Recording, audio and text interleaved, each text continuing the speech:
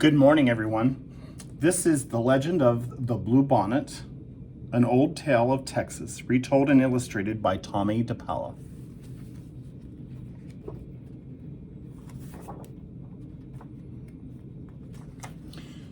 Great spirits, the land is dying. Your people are dying too, the long line of dancers sang. Tell us what we have done to anger you. End this drought. Save your people. Tell us what we must do so that you will send the rain that will bring back life. For 3 days, the dancers danced to the sound of the drums. And for 3 days, the people called Comanche watched and waited. And even though the hard winter was over, no healing rains came. Drought and famine are hardest on the very young and the very old. Among the few children left was a small girl named She Who Is Alone. She sat by herself watching the dancers. On her lap was a doll made of buckskin, a warrior doll. The eyes, nose, and mouth were painted on with the juice of berries. It wore beaded leggings and a belt of polished bone. On its head were brilliant blue feathers from the bird who cries, "Jay, Jay, Jay." She loved her doll very much. Soon, She Who Is Alone said to her doll, "The shaman will go off alone to the top of the hill to listen for words of the great spirits. Then we will know what to do so that once more the rains will come and the earth will be green and alive. The buffalo will be plenty and the people will be rich again." As she talked, she thought of the mother who made the doll, of the father who brought the blue feathers. She thought of the grandfather and the grandmother she had never known. They were all like shadows. It seemed long ago that they had died from the famine. The people had named her and cared for her. The warrior doll was the only thing she had left from those distant days.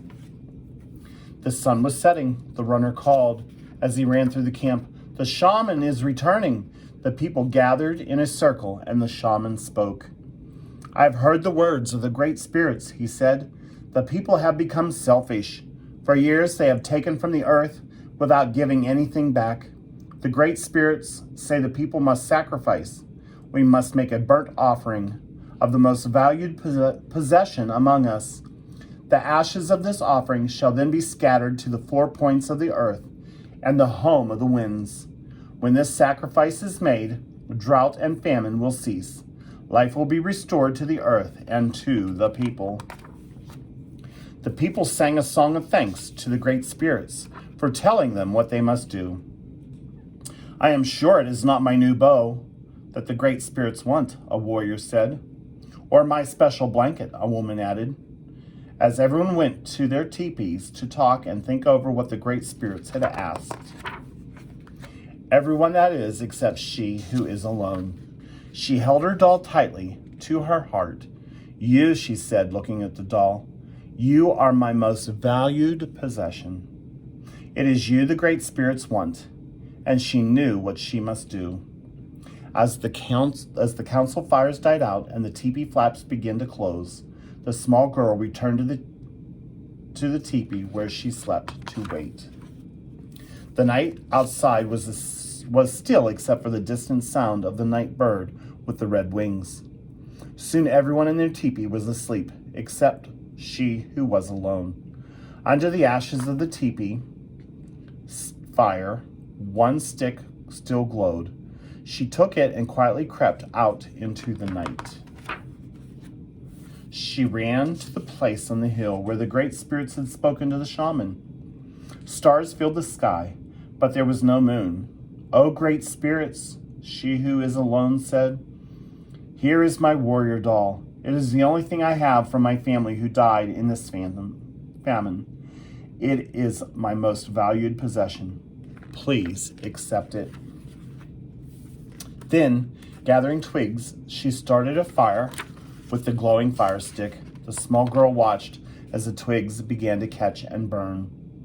She thought of her grandmother and grandfather, her mother and father, and all the people, their suffering, their hunger. And before she could change her mind, she thrust the doll into the fire. She watched until the fires died down and the ashes had grown cold. Then, scooping up a handful, she who was alone scattered the ashes to the home of the winds, the north and the east, the south and the west. And there she fell asleep until the first light of morning sun woke her. She looked out over the hill, and stretching out from all sides, where the ashes had fallen, the ground was covered with flowers, beautiful flowers, as blue as the feathers in the hair of the doll, as blue as the feathers of the bird who cries, "Jay, Jay, Jay."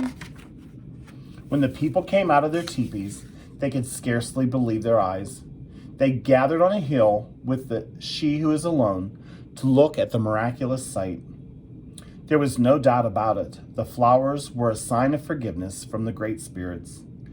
And as the people sang and danced their thanks to the great spirits, a warm rain began to fall, and the land began to live again.